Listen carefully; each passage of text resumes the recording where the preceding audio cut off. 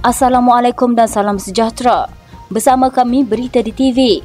Jangan lupa untuk follow Facebook Malaysia Deadline dan YouTube Deadline TV. Antara menarik hari ini, pendakwah pelikih bidang kuasa sultan, usaha damai mesti adil buat rakyat Palestin,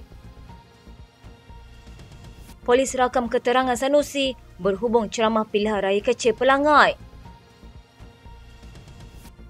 PAS bincang kerjasama empat negerinya dengan Singapura.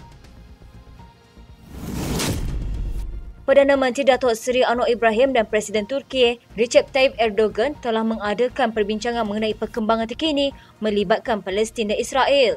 Anwar memaklumkan perbincangan itu diadakan menerusi perbualan telefon. Katanya, kami menyentuh mengenai perkembangan terkini melibatkan Palestin dan Israel. Pertempuran terkini di Palestin yang melibatkan Hamas, pihak berkuasa di Gaza dan rejim Israel sejak 7 Oktober telah mengakibatkan kehilangan ratusan nyawa kedua-dua belah pihak. Kerajaan mengumumkan akan menyalurkan dana RM1 juta serta-merta kepada tabung akaun amanah kemanusiaan rakyat Palestin yang dikendalikan Kementerian Luar susulan konflik keganasan dan pertempuran di semenanjung Gaza ketika ini. Ekoran keputusan Majlis Agama Islam Selangor menarik balik tauliah sebilangan pendakwa yang juga aktivis politik. Pendakwa bebas seperti Ahmad Dusuki Abdul Rani dan Abdul Qadir Harun telah menuduh MAIS dengan pelbagai tuduhan. Tidakkah ini sama dengan mempersoal bidang kuasa Sultan Selangor, Sultan Sarafuddin Idris Shah? Bukankah ini bermakna para pendakwa sedemikian memperlekeh kuasa Sultan? Sultan ialah Ketua Agama Islam di negeri Beraja, manakala yang di-Pertuan Agong adalah Ketua Agama Islam untuk Pulau Pinang, Melaka, Sabah dan Sarawak. Sultan Sarafuddin juga pengerusi Majlis Kebangsaan bagi Hal Ehwal Agama Islam Malaysia. MAIS adalah institusi langsung di bawah kuasa Sultan. Ia tidak berfungsi di bawah Majlis Mesyuarat Kerajaan Negeri. Fikir sejenak, tindakan menuduh MAIS sama dengan mempersoal bidang kuasa Sultan. Maksudnya ia sama dengan tindakan menghina Sultan dan itu adalah kesalahan 3R.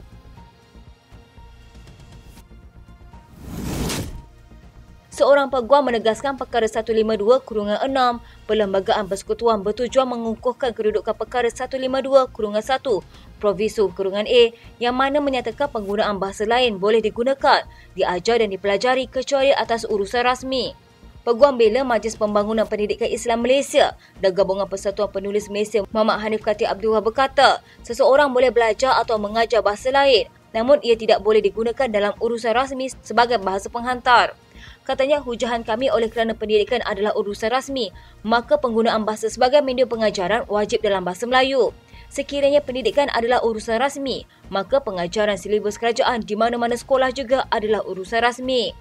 Panel 3 Hakim Mahkamah Rayuan dipengerusikan Datuk Su Pangdian yang bersidang bersama Datuk M. Gunalan dan Datuk Azizul Azmi Adnan. Pada 29 Disember 2021, Mahkamah Tinggi menolak saman oleh Gabungan Pelajar Melayu Semenanjung MAPPIM, Gapena dan ISMA sebelum GPMS menjadi satu-satunya pihak tidak memfailkan rayuan.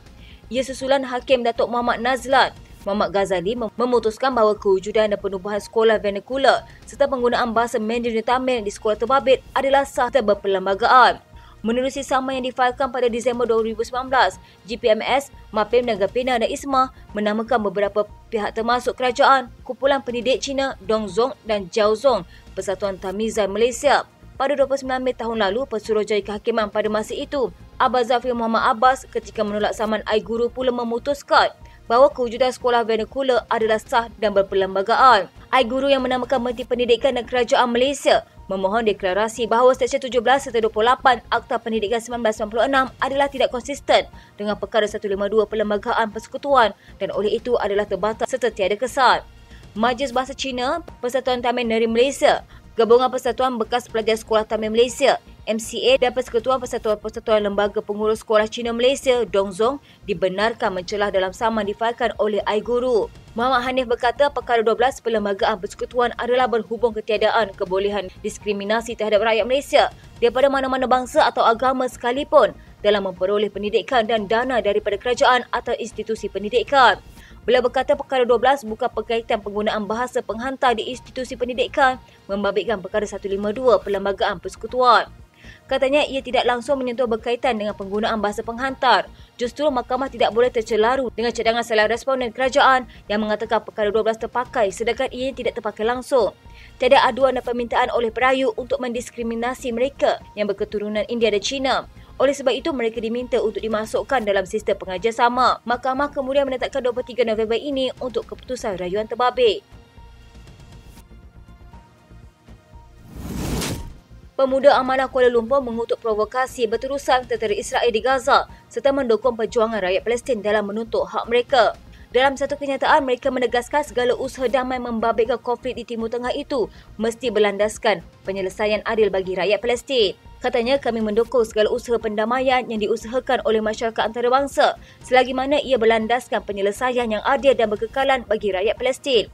Kami menyokong dan mengajak seluruh rakyat Malaysia untuk menyatakan kesatuan bersama rakyat Palestin dalam usaha untuk mencapai kemerdekaan dan keamanan serta menoktahkan konflik yang berpanjangan. Terdahulu, pertempuran terkini di Palestin yang melibatkan Hamas, pihak berkuasa di Gaza dan rejim Israel sejak 7 Oktober telah mengakibatkan kehilangan ratusan nyawa kedua-dua belah pihak. Sementara itu, Pemuda Amanah Kuala Lumpur berkata, tindakan diambil pihak Hamas bukanlah provokasi agresif namun merupakan tindak balas ke atas siri keganasan Israel. Menurutnya, siri kekejaman Israel ke atas rakyat Palestin semakin melampau kebelakangan ini dan sengaja dilakukan bagi mewujudkan ketegangan serta mencetuskan peperangan sebagai sebahagian taktik politik kotor kerajaan rejim Zionis. Katanya jumlah jiwa terkorban tidak sedikit. Justru tindak balas penentangan daripada rakyat Palestin ke atas kekejaman Israel adalah sesuatu yang tidak dapat dielakkan dan menjadi hak mutlak mereka mempertahankan diri dan kedaulatan tanah air mereka. Mereka turut menuntut kerajaan Malaysia mendesak badan-badan perserantau dan antarabangsa seperti ASEAN dan Pertubuhan Bangsa-Bangsa Bersatu mengutuk tindakan terhadap rejim Zionis yang terus-menerus melanggar hak asasi manusia seperti yang digariskan dalam Pengisytiharan Hak Asasi Manusia Sejagat. Katanya, sokongan dalam bentuk sumbangan kemanusiaan melalui badan-badan rasmi dan badan-badan bukan kerajaan juga perlu segera digerakkan untuk membantu rakyat Palestin yang tersepit dan menjadi mangsa kebinasaan lingkungan dalam episod terbaru konflik Palestin dan rejim Zionis ini.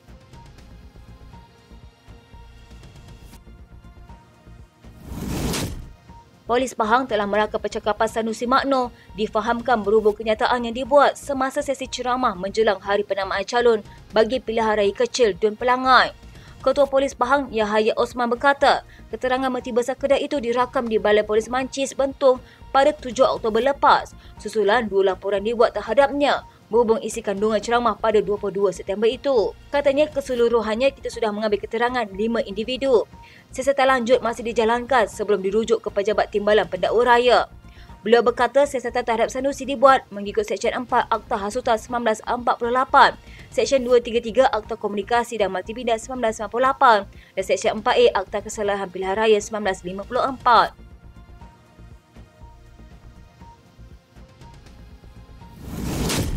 Timbalan Presiden PAS Tuan Ibrahim Tuan Man memaklumkan pihaknya telah membincangkan kerjasama antara Singapura dengan negeri-negeri di bawah pentadbiran parti itu dan Perikatan Nasional. Menurutnya, perkara itu disentuh ketika menerima kunjungan hormat Menteri Pembangunan Negara Singapura, Desmond Lee. Katanya, kami telah mengadakan perbincangan mengenai fokus pembangunan di Malaysia dan Singapura. Selain itu, pertemuan ini turut membincangkan potensi kerjasama Singapura dan negeri Kelantan, Terengganu, Kedah dan Perlis yang berada di bawah pentadbiran PAS dan PN. Tuan Ibrahim yang juga bekas Menteri Alam Sekitar dan Air berkata, dia juga mengambil kesempatan mengalu-alukan Singapura untuk melabur di Malaysia dalam industri yang berpotensi seperti industri nadir bumi.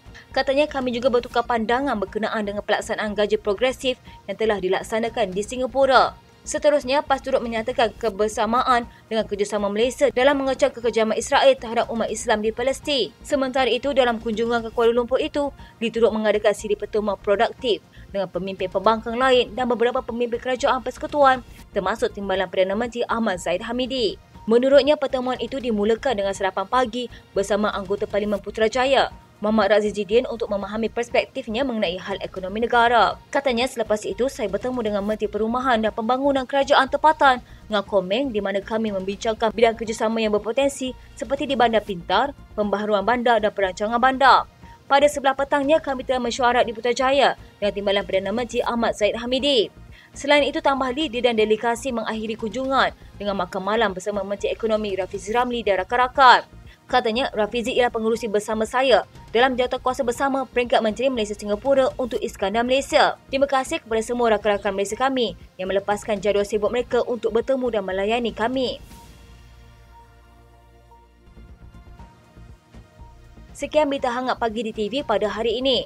Jangan lupa untuk follow Facebook Malaysia Deadline dan YouTube Deadline TV.